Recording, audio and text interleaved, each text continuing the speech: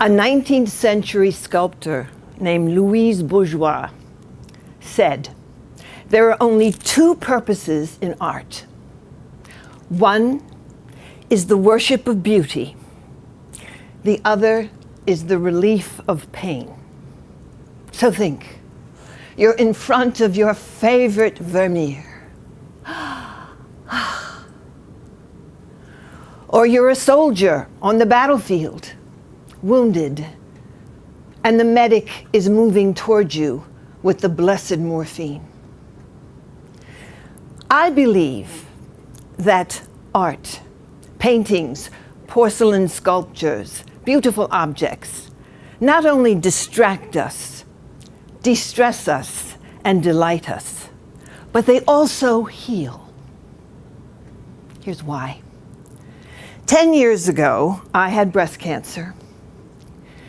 And I knew in that process I was going to need a village to get me through. But I soon realized that my village was a ghost town. My loving family was 3,000 miles away. And a phone call is not a hug. My doctors were suspect. I got E. coli in the operating room. And the other doctor neglected another complication. My shrink kept telling me, "Be authentic. I don't care if you have one or two breasts. Just forget your mother. She was abusive."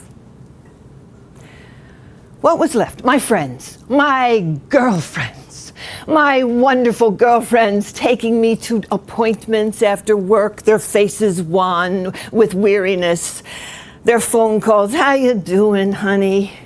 Let me tell you a joke." I finally exhausted them. What was I to do? I needed another source of energy, of laughter, of interest, of anything to keep me away from this cancerous breast. So one day, I'm in a friend's house and I see a beautiful porcelain statue. She had folded garments, beautiful hands. And I said, "Oh, this is lovely. This is a beautiful woman." "No, it is the god of compassion." "Oh, you mean goddess?" "No. In Tibetan culture, the god of compassion is a man, because compassion is a tough job." And I said, "This is a man? Well, look." And I felt the front of the statue. No breasts.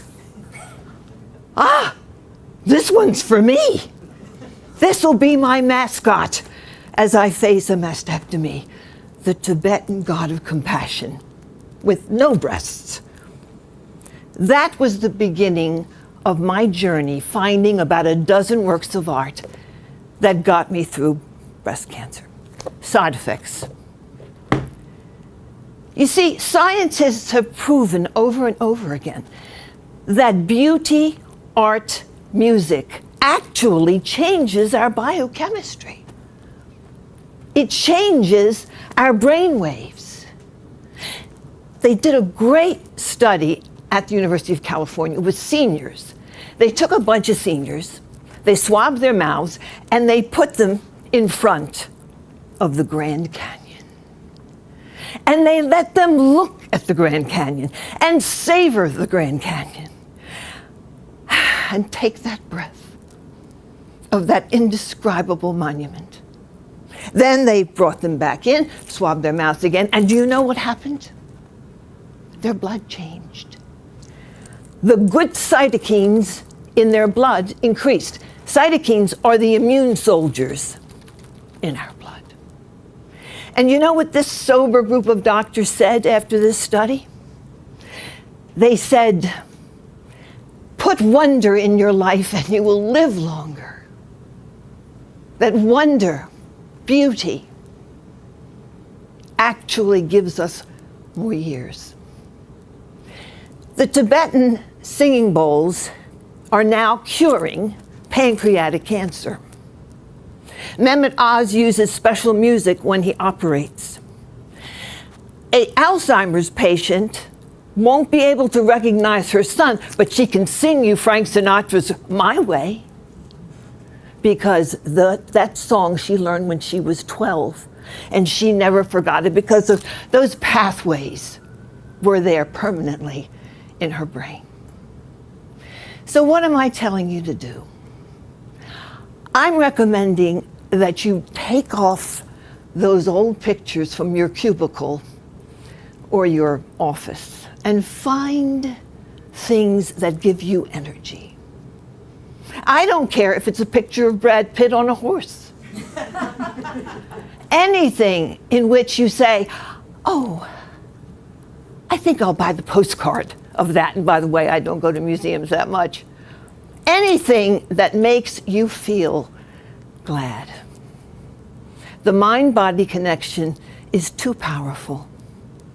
So find the beauty that you love. You can get through not only cancer, but other difficulties. And you will live longer.